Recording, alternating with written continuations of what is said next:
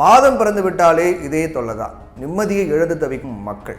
என்ன விஷயம்னா, ஒவ்வொரு மாதம் பிறக்கும் போதும் வங்கியில் என்ன மாற்றங்கள் செய்ய போகிறாங்க, எந்தெந்த கட்டணங்களை உயர்த்த போகிறாங்க, மக்கள் சம்பாதிக்கும் பணத்தை எப்படியெல்லாம் பறிக்க போகிறாங்க அப்படிங்கிற கவலையில் மக்கள் ஆழ்ந்துடுறாங்க.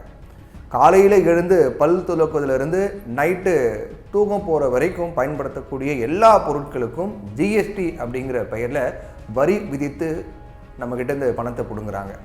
போதாக்குறைக்கு வருமான வரி அப்படின்னு தனியாக வரியை வர வாங்கிறாங்க.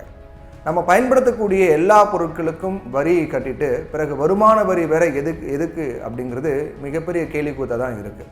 இது போதாது அப்படின்னு வரி சலுகைகள் இல்லாத எதிர்கால சேமிப்புக்கான இபிஎஃப் போன்றவற்றுக்கும் வரியை போட்டு தீட்டிடுறாங்க. அப்புறம் சேமிப்புக்கான வழி எங்கே இருக்க போகுது அப்படிங்கிற கேள்வி வருது.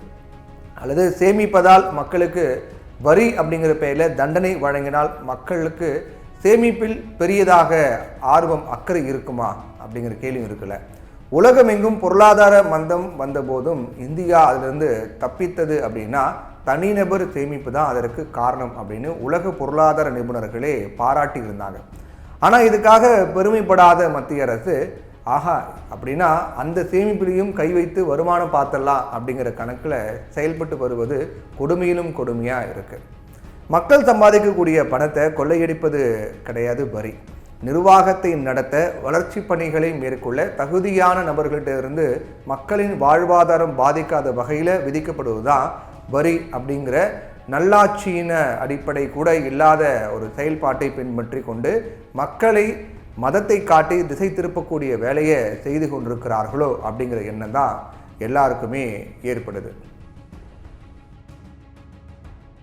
இன்னும் 3 நாட்களில் செப்டம்பர் மாதம் பிறக்க போகுது. அதுக்குள்ளே தமிழ்நாட்டில் 25 சுங்கச்சாவடிகளில் 5 முதல் 7 விழுக்காடு வரைக்கும் சுங்க கட்டணம் உயர்த்தப்பட போகிறாங்க, நடைமுறைக்கு வரப்போகுது. சென்னசமுத்திரம், எளியார்பதி, கொடைரோடு, கிருஷ்ணகிரி, மேட்டுப்பட்டி, மொரட்டாண்டி, நாதக்கரை, ஸ்ரீபெரும்புத்தூர், ஓமலூர், பாளையம், புதூர், பாண்டியபுரம், சமயபுரம், ஸ்ரீவைகுண்டம், வீரசோழபுரம், வேலன் செட்டியூட்டர், விஜயமங்கலம், விக்கிரவாண்டி ஆகிய கட்டணம் உயர்த்தப்பட இருக்கக்கூடிய சுங்கச்சாவடிகள். இங்கே 5 விழுக்காடு கட்டணம் உயர்வு நடைமுறைக்கு வருது. இதனால் வாகனங்களுடைய டயர்களுக்கு தகுந்தபடி 5 முதல் 150 ரூபாய் வரை கட்டணம் அதிகரிக்கப்பட இருக்கிறது. சாலை அமைப்பதற்கான செலவு ஈடுகட்ட சுங்க கட்டணம் வசூலிக்கப்படுவதாக கூறப்பட்டது.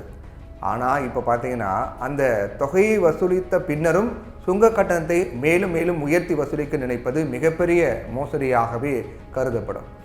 சுங்கச்சாவடி கட்டணம் வசூலிப்பதற்கான காலம் முடிந்துவிட்ட நெடுஞ்சாலைகளில் சாலை பராமரிப்பு போன்ற பெயர்களில் கட்டணம் வசூல் தொடருது. மேலும் முறையான பராமரிப்பு இல்லாத சாலைகளிலும் சுங்கச்சாவடி கட்டணம் வசூலிக்கப்படுது.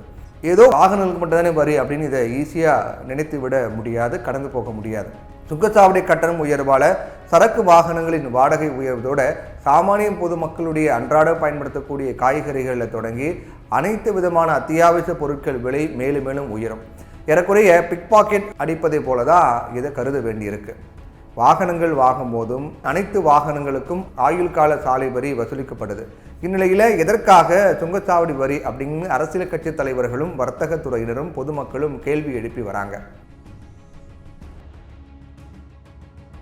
சுங்கச்சாவடிகள் வழியாக செல்லும் வாகனங்களின் எண்ணிக்கை அதிகரிக்கும் போது கட்டணத்தை குறைக்கணும் அப்படிங்கிற ஒரு விதி இருக்குது. ஆனால் அந்த விதிமுறையை எந்த ஒப்பந்ததாரரும் மதிக்கிறது கிடையாது. மேலும் பெரும்பாலான சுங்கச்சாவடிகளில் வாகனங்களில் பயணிப்போருக்கு போதுமான வசதிகள் இல்லை அப்படிங்கிற குற்றச்சாட்டும் இருக்குது. அடிப்படை வசதிகள் ஏற்படுத்தி கொடுக்கும் வரை 50% கட்டணமே வசூலிக்கப்பட வேண்டும் என்று நீதிமன்ற உத்தரவுகள் இருக்குது. நீதிமன்ற உத்தரவுகளை ஒப்பந்ததாரர்கள் மதிக்கிறது கிடையாது. ஒரு சுங்கச்சாவடிக்கும் இன்னொரு சுங்கச்சாவடிக்கு இடையே 60 கிலோமீட்டர் இடைவெளி இருக்கணும். நகராட்சி மற்றும் மாநகராட்சி எல்லையிலிருந்து 10 கிலோமீட்டருக்கு அப்பால் சுங்கச்சாவடி இருக்கணும். 2 ஆண்டுகளுக்கு ஒரு முறை இந்த சாலைகள் பெயர்த்தெடுக்கப்பட்டு புதிய சாலைகள் அமைக்கப்படணும். அத்தகைய விதிமுறைகள் நெடுஞ்சாலைகள் ஆணையத்தாலோ சுங்கச்சாவடி ஒப்பந்ததாரர்களாலோ பின்பற்றப்படுவதில்லை.